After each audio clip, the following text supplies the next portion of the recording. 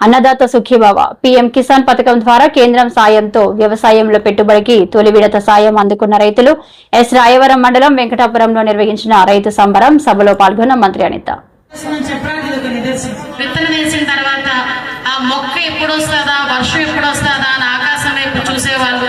ఆ వర్షం పడిన వెంటనే మేము అందరం బురద బురద అనుకుంటే ఇది బురద కాదు, వరదలో ముందుకొచ్చి మా పంటను పండించాలి అని చెప్పి ఆకాశం వైపు చూసి ఆశగా చూసే చాలా మంది రైతులు.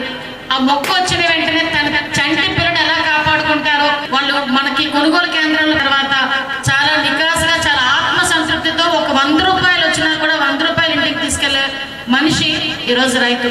అటువంటి రైతుకి కష్టం కలగకుండా చూసుకోవాల్సిన బాధ్యత ఎన్డీఏ కూటమిగా ఉన్న మనందరం కూడా తీసుకోవాలని ప్రత్యేకంగా గౌరవ ముఖ్యమంత్రి చంద్రబాబు నాయుడు గారు, ఉప ముఖ్యమంత్రి పవన్ కళ్యాణ్ గారు కూడా ప్రత్యేకంగా ఆశించి ఎలక్షన్ కి ముందే అన్నదాత సుఖీభవ కింద ప్రత్యేకంగా సంవత్సరానికి 20,000 రూపాయలు ఇవ్వాలి అని సూపర్ 6 లో భాగంగా మనందరం కూడా పెట్టడం జరిగింది. 20,000 రూపాయలు కూడా 3 దఫాలుగా చేయడానికి ఈరోజు గవర్నమెంట్ కూడా సిద్ధపడింది.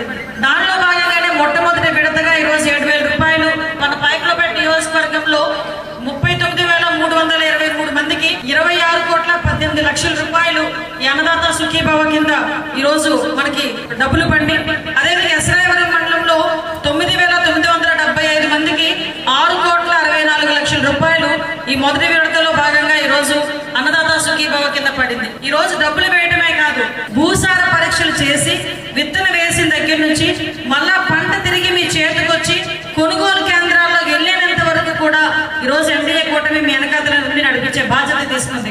ఇంతకు ముందు భూసార పరీక్షలు అంటే ఏమో తెలియలేదు, విత్తనాలు